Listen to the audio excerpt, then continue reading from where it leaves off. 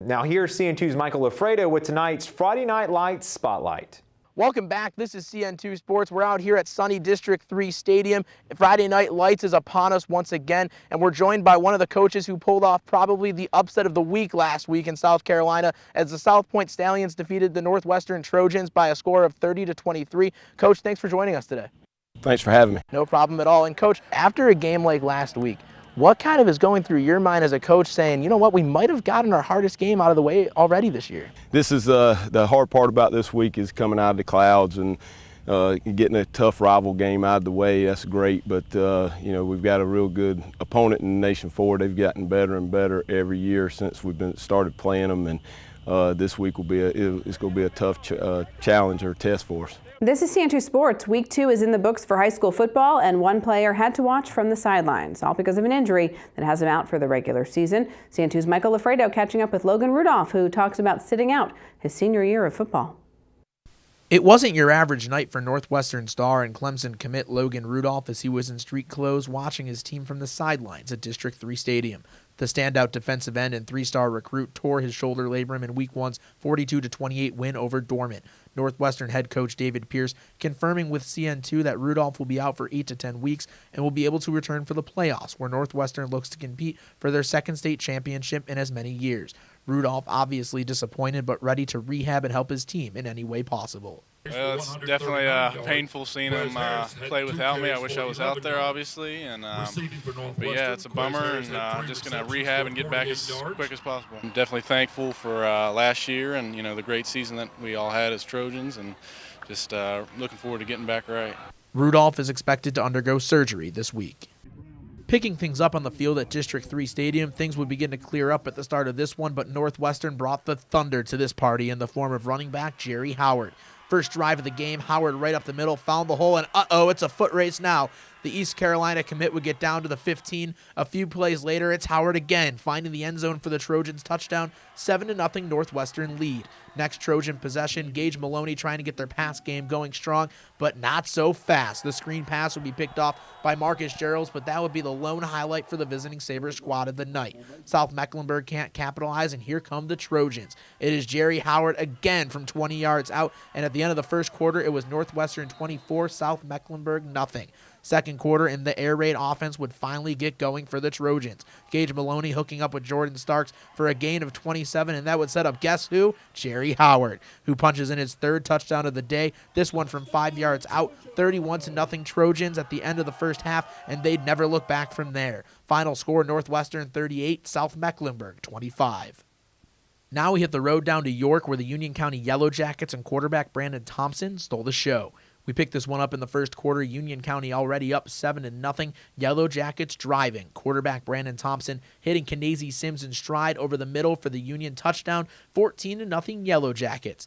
After a defensive stop for the visitors, Thompson able to get that ball back in his hands. Early in the second quarter, it's 3rd and 13. Thompson making some magic in the pocket, scrambling for 15. It's a first down for the Yellow Jackets, and then bang, the play of the night. It's 3rd and forever for Union County. Thompson completes this deep ball to Quadric Smith, who makes a spectacular catch, but that will lead to a missed field goal opportunity for the Yellow Jackets. Coach Carroll's Cougars getting a much-needed stop. And after a missed opportunity on offense, Carroll's defense stepping up yet again. 3rd and 9, Brandon Thompson out of the shotgun, throwing up a prayer to Quadric Smith, but it's picked off by York's Zy McLennan inside of the 10. But York unable to capitalize, as first-year starter at quarterback Shandon Cobb completing this short pass to Cottrell Lytle, but Union's Jaden Bates wouldn't have it, forcing Lytle to cough up the football. Union County taking over deep in York territory, and they'd make the Cougars pay. Thompson with the quarterback keeper from 17 yards out for the Union touchdown. York would come back late, but it was not enough. Final score, Union County 23, York 13.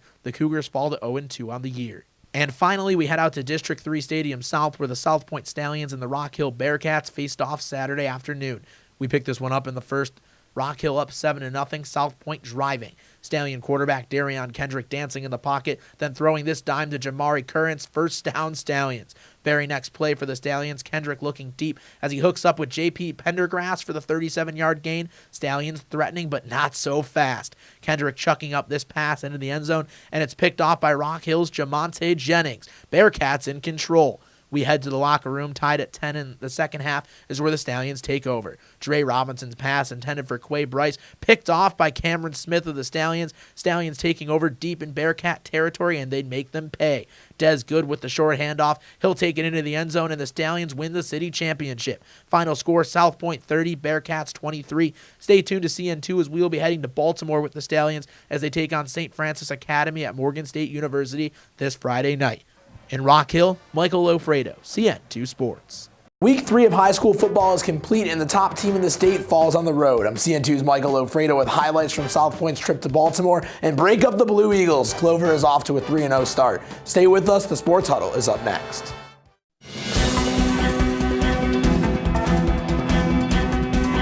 Welcome to CN2 Sports Huddle. I'm Michael Loffredo. Week 3 of high school football is in the books, and we have some scorching headlines. But first, we cut to the highlights, and none other to dissect every game and every play. It's Chris Miller from WRHI. Chris, it was a wild week for our Tri-County teams. Clover remains undefeated. York remains, defeated. And South Point suffers their first loss in over a year in Baltimore. But speaking of those Stallions, Chris, let's hit the road to Baltimore. I was there. Something just wasn't right for the Stallions. It started at quarterback with Darian Kendrick. Yeah, he threw 3 interceptions, a struggle for him through the air. But you got to keep in mind, this is his first year as the quarterback in this offense. He was an athlete. He caught passes. Greg Ruff was a 2-year starter in this offense. So it's going to take some time. And frankly, St. Francis, that's a team with a lot of Division I athletes all over the field. They were bigger. They were stronger. South Point had the speed advantage. But when you make that long road trip, you know you did it. You were worn out afterwards. It's tough, and it's emotional doing that. So the Stallions, I like that they had a big lead, but you could see they kind of got worn out there late in the game because St. Francis came back and took the victory. And again, Coach Herron reacting to the loss rather emotionally, saying that they hope this is a wake-up call as they get ready to face a tough Mallard Creek squad from Charlotte this coming Friday night at home. We've been through some tough times before, and next week's not going to be a whole lot of fun unless we have a good week of practice and get mentally prepared. I don't know. We'll wait and see. We'll just wait and see how our kids respond to it.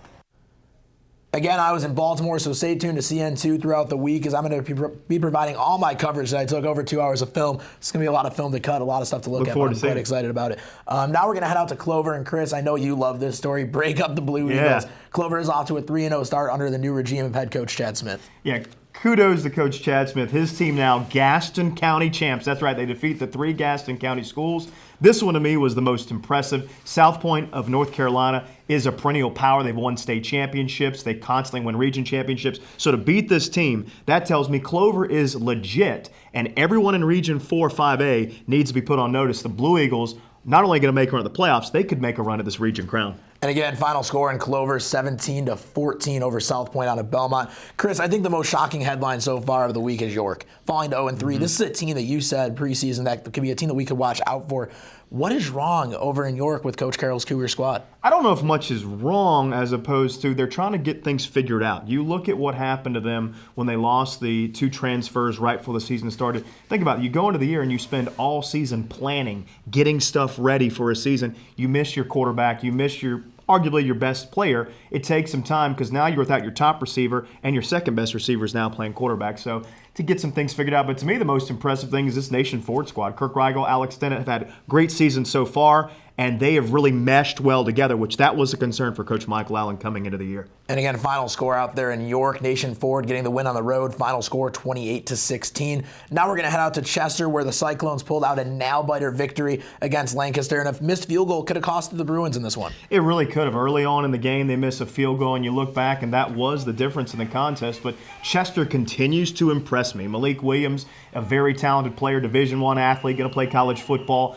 And this was a tough Lancaster team. So for Chester to beat a bigger school, even though it was a close win, it shows that they are going to have to be a team to be reckoned with when all's said and done come playoff time. Good comeback, if you will, this season for Chester. For Lancaster, I know it's got to be disappointing as they suffer their first loss in the year. What is a game, obviously, other than South Point Mallard Creek this week that you would say to keep your eye on or listen to on that WRHI app you always tell us about? Lancaster and Nation Forward. The Bruins coming off that tough loss to Chester. Nation Forward, obviously a big win over York. Keep your eyes on that one because both of these teams want to get going in the correct direction before they're going to region play. And it's 2 teams that are polar opposites. Lancaster wants to line it up, stuff it down your throat. Nation Forward like to throw the ball over the field. They both have stingy defenses. I think that one I would keep an eye on. All right, there we have it, folks. Chris, thanks for joining us. It's always a pleasure, and we're going to toss things back to you guys on the desk.